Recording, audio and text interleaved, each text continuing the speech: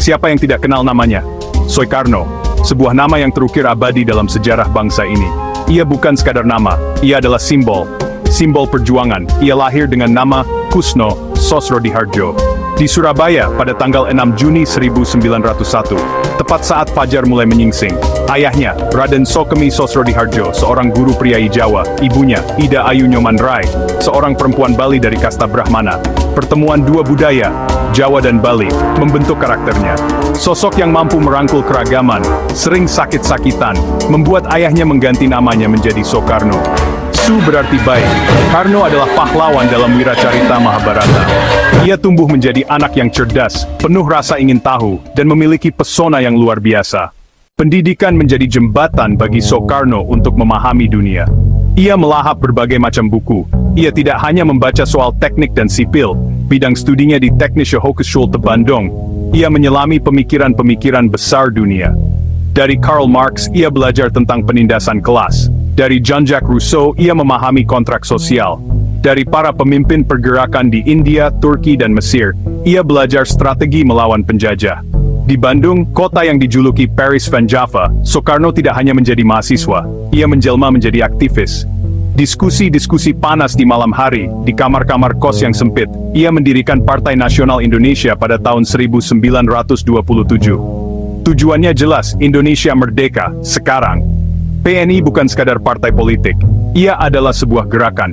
Dengan peci miring khasnya, dengan sorot mata yang menyala, ia berbicara tentang persatuan. Ia menggunakan bahasa yang merakyat, yang menyentuh langsung ke jantung persoalan. Ia telah lahir kembali sebagai penyambung lidah rakyat Indonesia. Pemerintah kolonial Hindia Belanda melihat Soekarno sebagai ancaman besar. Pada tahun 1929, Soekarno dan para pemimpin PNI lainnya ditangkap. Mereka dijebloskan ke penjara Bancewi, sebuah penjara sempit dan pengap di Bandung. Justru di sanalah ia menyusun pidato pembelaan yang legendaris, Indonesia Menggugat. Pidatonya di Pengadilan Landrat Bandung menggemparkan. Ia mengubah kursi pesakitan menjadi mimbar perjuangan. Dia singkan ke tempat-tempat terpencil. Pertama ke Ende, di Pulau Flores. Di tengah kesunyian Ende, di bawah pohon sukun, Soekarno justru merenung lebih dalam. Di sanalah, benih-benih Pancasila mulai dirumuskannya. Bertahun-tahun hidup terisolasi, jauh dari keluarga dan kawan seperjuangan. Ia terus membaca, ia terus menulis, ia terus memelihara api harapan di dalam dadanya. Ia percaya, badai pasti berlalu. Ia yakin, fajar kemerdekaan akan segera menyingsing. Sebaliknya, semua itu menempa jiwanya menjadi sekeras baja, sambil terus memelihara keyakinan bahwa kemerdekaan Indonesia sudah di ambang pintu. Dunia bergejolak. Perang Pasifik meletus. Jepang datang, mengusir Belanda. Soekarno dan para pemimpin bangsa lainnya seperti Muhammad Hatta harus memainkan strategi yang cerdik. Agustus tahun 1945. Jepang diambang kekalahan. Bom atom dijatuhkan di Hiroshima dan Nagasaki. Para pemuda pergerakan yang lebih radikal dan tidak sabar mendesak Soekarno dan Hatta untuk segera memproklamasikan kemerdekaan. Mereka bahkan menculik Dwi Tunggal itu ke Rengas Dengklok. Malam tanggal 16 Agustus 1945.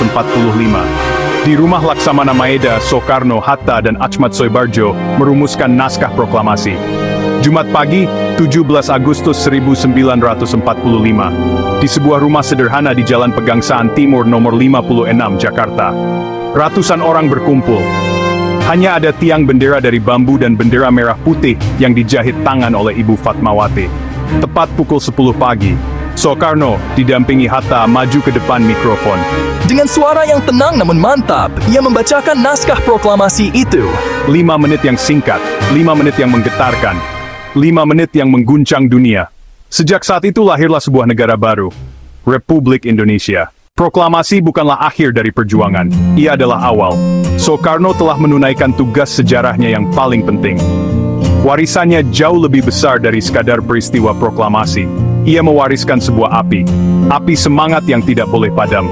Warisan terbesarnya adalah persatuan. Soekarno selalu menekankan pentingnya persatuan di tengah keragaman. Dari Sabang sampai Merauke, kita adalah satu.